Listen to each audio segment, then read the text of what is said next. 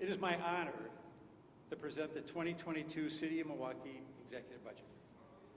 It is a careful compilation of municipal duties, priorities, and ambitions, all balanced by the fiscal limitations that dominate our planning efforts. These fiscal constraints include our pension obligations, our very restricted revenue options, and the refusal of the state legislature to give us the tools we need or other help. Yes, in an era of big surpluses in the state's coffers, the legislature's inattention has left us with huge fiscal and public safety challenges. We all want to do more. And fortunately, with the American Rescue Plan funds available to us, we do have a limited opportunity to invest in employment, housing, health, and safety. With ARPA funds, we can positively impact the lives of our residents who need the help the most. And as you will see in the budget documents, we have deployed ARPA funds strategically to advance departmental objectives. We have done so to avoid cuts to vital services and to avoid layoffs of city personnel. Unfortunately, I think we all recognize that the ARPA funds will not solve our structural fiscal challenges. The 2022 budget I present today is bolstered with ARPA funds in the fire department, the police department, the health department, the Department of Public Works, the library, and others. Overall, our budget for next year is up to $1.7 billion, supported by a property tax levy of $305.2 million. That levy is 2% higher than last year, so an average residential property owner will see an increase of about $33 in taxes. Residents will not see an increase in fees from this budget. Snow and ice, solid waste, sewer, and street lighting fees all remain unchanged. I do feel it is important to rely less on reserves than we did last year. As you know, we've had challenges with the bond rating agencies, and we have to address that. Our use of reserves in the 2022 budget is $14 million lower than this year's budget. We are drawing fewer dollars from the Tax Stabilization Fund, fewer dollars from the Parking Fund, and fewer dollars from the Public Debt Amortization Fund. And as you all know, I have been a long-time advocate for a healthy pension reserve. This budget does that, and in my conversations with several council members, I sense a growing appreciation of that approach. With my proposed $10 million injection into the Pension Reserve Fund, our balance will now be greater than $50 million in pension reserves. The biggest organizational change you will see in this year's budget is the creation of a new Department of Emergency Communications.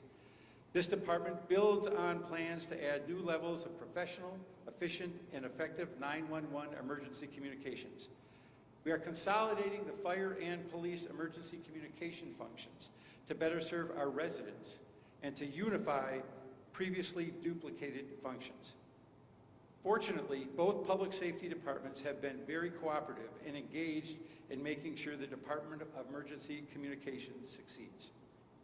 Administratively, the new department will be part of the Fire and Police Commission. The transition is already underway. In the coming year, we will transfer and add staff and work through the multitude of steps required for a safe, smooth, and complete transition. The administrative changes move forward at the same time technical improvements are added. The City of Milwaukee handles by far the greatest number of calls for emergency services in the county. So, the city is the logical designee as the public safety answering point for Milwaukee County.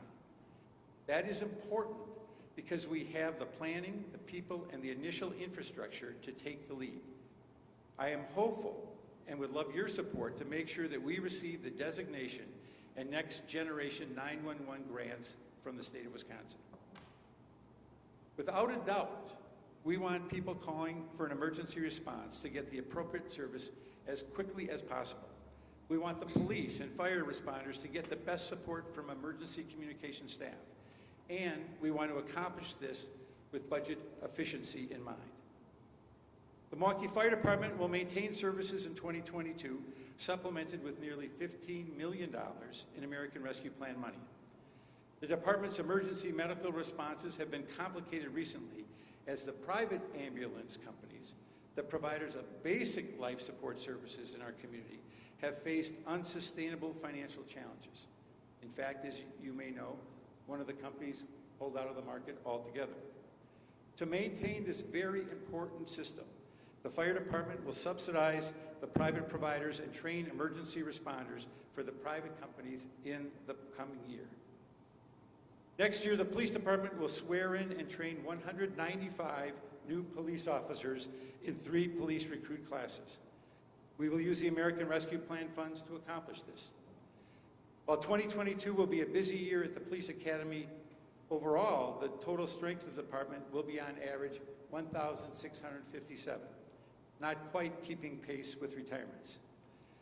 The police budget is slightly smaller in my 2022 proposal, a change driven by fiscal realities, not philosophical concerns. The police department is responsive to the trends that have emerged in Milwaukee. The work of the traffic safety unit is focused on curbing reckless driving, a huge problem in our community. The department is similarly focused on the shocking increase in violence, particularly gun violence, that has emerged over the past 2 years. We need everyone in the city, including you, to step up and help us reduce violence in Milwaukee. This budget does recognize the reality that police alone cannot bring violence under control. We continue to support the work of the Office of Violence Prevention in the Milwaukee Health Department. The budget also includes resources for mental health awareness and reduction of opioid overdoses. The Health Department has been very busy. It's engaged in a wide range of efforts to improve the wellness of our residents. Among the highest priorities is the protection of young residents from lead poisoning. In the city's American Rescue Plan allocation, we are working with many of you to use more than $26 million to expand the response to and treatment of children with elevated blood lead levels. A particular focus is making homes lead safe, and next year the target is to address lead threats in thousands of homes. Our progress towards eliminating lead water laterals will continue with 1,100 removals. I believe that number will be much higher with federal infrastructure monies awaiting approval in Congress. Of course, we had all hoped that COVID would be behind us by now, that our lives would be back to normal. That is not the case. The Milwaukee Health Department continues to do an excellent job managing the complexities of testing, vaccination, and protection of public health. Many individuals have stepped up in remarkable ways, including Commissioner Kirsten Johnson, Dr. Nick DeMauro, and literally dozens and dozens of health department employees. COVID and its deadly disruption have had huge impacts on our economy, on our health care, and on the routines of our daily life.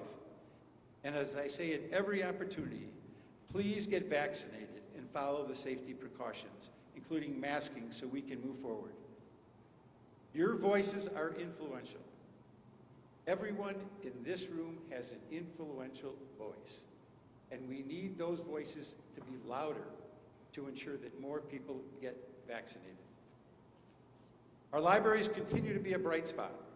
They will continue the great service they have long provided to our residents. The Milwaukee Public Library has stepped up and adapted during the COVID pandemic. Our central and branch libraries are reopened with very limited modifications in their hours in 2022. Next year, construction will begin on the new Martin Luther King Branch Library.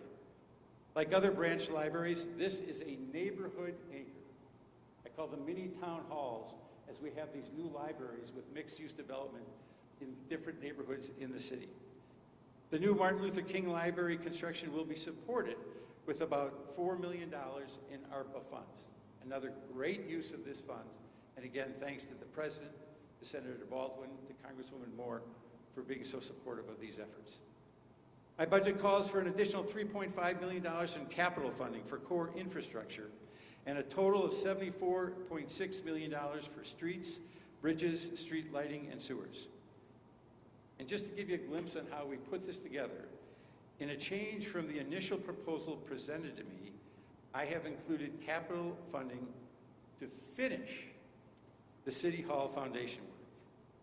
Yes, finally, the fencing, scaffolding, and construction trailers will be gone, something I've only seen in a few months during my entire time as mayor, and something that some of you have never seen.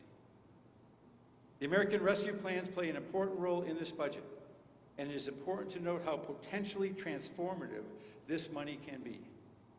ARPA is not only an opportunity to heal, recover, and overcome the effects of the pandemic, but it is an opening to revitalize and build anew. We have an opportunity to address the limitations of the past 2 years, and also to take a significant step forward in building a more resilient Milwaukee.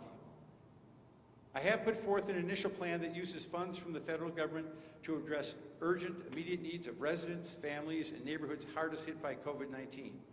I look forward to continuing discussions with you about how we deploy money going forward.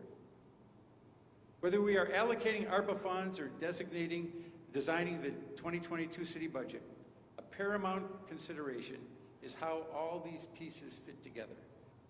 What resources are we putting toward housing?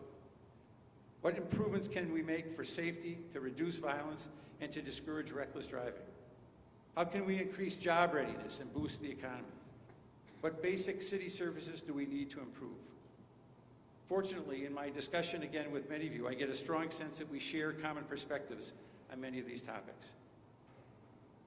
But the reality is the 2022 Milwaukee budget is in many ways the calm before the storm. The looming challenges are ominous. Our pension obligations, constrained revenue options, and state shared revenue that remains unchanged, declining in value, real value, over recent decades. We simply do not have the sufficient ability to address these challenges locally. We do not have that ability. We need the state legislature to be our partner, finally, and act on multiple fronts to give us the tools we need. Change is likely to come to city government. Nevertheless, I want to make one point very clear. I expect to be fully engaged in the budget process. Dialogue is important between the north and south ends of City Hall's second floor, so we can deliver a budget that reflects the needs and expectations of our residents. We uniformly share a deep appreciation for Milwaukee, for the people who live here, and for the potential our city has moving forward. This budget reflects that appreciation and sets a course for positive results. Good luck. I hope you enjoyed the next 6 weeks. Thank you very much.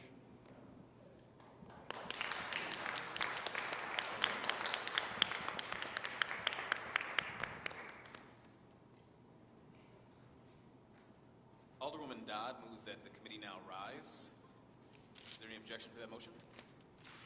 Hearing none, so ordered. Chair recognizes Alderman Michael Murphy. Thank you, Mr. President. I have 2 amendments to offer at this time. Please proceed, Alderman. I move that the mayor's proposed budget for 2022 be referred to the Finance Personnel Committee for its review and consideration, and further that its report on the budget be submitted at a meeting of the Common Council to be held on Friday, November 5th, 2021 at 9 a.m.